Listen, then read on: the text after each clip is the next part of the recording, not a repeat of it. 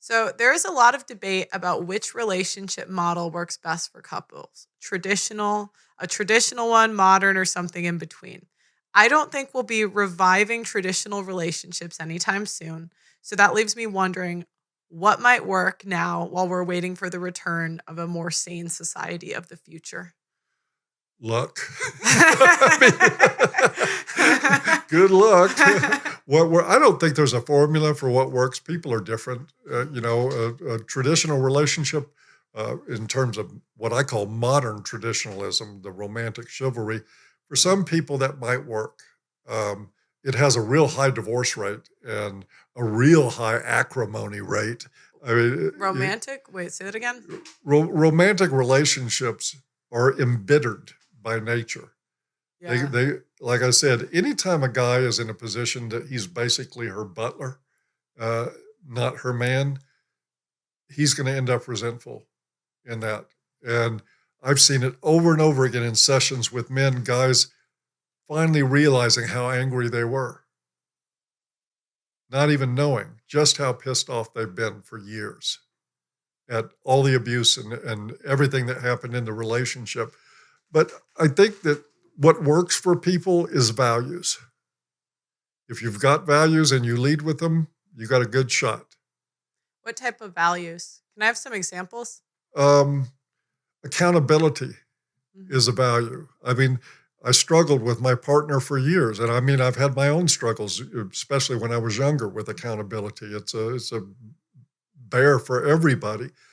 But she was not used to a man that would not let her off at all. I mean, and I didn't give an inch of slack on anything. Can I have an example of maybe like a specific instance maybe from early on? Little moments here and there of sort of casual disrespect, a little snide remark, this sort of thing. I made a commitment to myself before I got involved for what I wanted to be a long-term relationship. I wasn't putting up with any of that. I didn't care if it was a grocery store, restaurant, whatever. Mm-hmm. You talk to me with disrespect, you're going to get dressed down every time that it happens. I don't care if it's slight, no slack whatsoever, and I'm not going to let it go until you own it. Period. And if you don't like that, enjoy your life. No hard feelings. But that's the way it is. That, I think, is really important, especially for men to understand. As men, their biggest crippling factor for men is that they run on the delusion that if I treat you a particular way, she'll treat me back with the same way. If I love her this way romantically, she's going to give that back.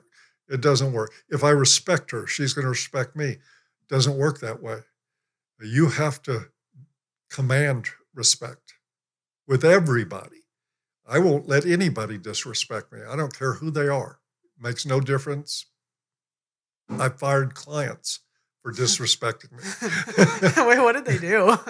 Just not wanting to face the truth and then blaming me for challenging them. That's so funny. Goodbye. And so rather than grab a hold of what was happening, it's like, you suck. Okay, see ya. Wow. Yeah, no, I don't know. Men have just been trained from such a young age to accept complete disrespect. And women do it in the sneakiest, like most snide ways, where even in the like debates I've done, I'm like, what did she just say? You know? Oh, yeah, the passive-aggressive stuff. I'll pray for you. I hate that one. You know what that is? That's fuck you. Yeah, I want them to take their purse and shove them up their ass. I don't want their prayers. It's like, I'll pray for you means I'm condescending towards you and I think you're a piece of shit or whatever. And just the idea of saying, I'm going to cloak all that stuff in prayer, in a statement about prayer, it's like, oh, yeah, you're real deep. Like I heard something. I pray for my enemies. Do you? I do sometimes. I mean, I do. Yeah. I don't let my enemies treat me with disrespect, though. Yeah. Or anybody else. But it's like, why do they have to tell you that? Well, again, I don't think they're saying that. Yeah. I think they're saying I'm a Christian, so I can't say fuck you, so I'll say I'll Yeah. pray for you. That was the biggest red pill was when I realized that all these Christian women, and I noticed it from the time I was young, but I couldn't articulate what it was. But a lot of them only use religion as a way to look good, not be good. Yep. So if you're a Christian, I should be able to tell by your actions, not by you saying that you're a Christian. I should be able to tell just by the way you treat people. And you can. And again, this for me, this goes back to the onus being on men for their decisions. They don't hide this stuff. I mean, if you are any way cognizant of what's going on with people, they would look at that woman saying, I'll pray for you, and they know what it means. That it doesn't mean she's not going to pray for you. she might pray for something bad to happen to you, but she's not going to pray for you. That was just an insult. And there are a million guys out there who would say, well, but she said she was going to pray for you. What do you do with those guys? She said she quit porn. Yeah, she did. Do you think there's any point in long-term relationships today? Yeah, I think I've had the benefits of a long-term relationship myself, many of which I would even find hard to articulate, but it's good. It's been an absolute asset in my life, a lifesaver in many ways. I wouldn't trade it for anything. I think there's a point. I think there's a problem, though, in making it happen. Again, I don't want to beat the dead horse anymore, but it goes back to the same fundamental problems. How do you make long-term work when long-term means you're on a hamster wheel and she's on a cushioned sofa? That doesn't work long-term. You have to find a woman that can understand that and wrap her head around it. And that isn't easy. You have a website called XY Crew where you schedule regular meetings for men to talk with each other with no women around. How do men act differently when women aren't around? And how can men join? They're more honest. Now, I got to say, this group of guys, though, they would probably be extra honest if there was a woman around.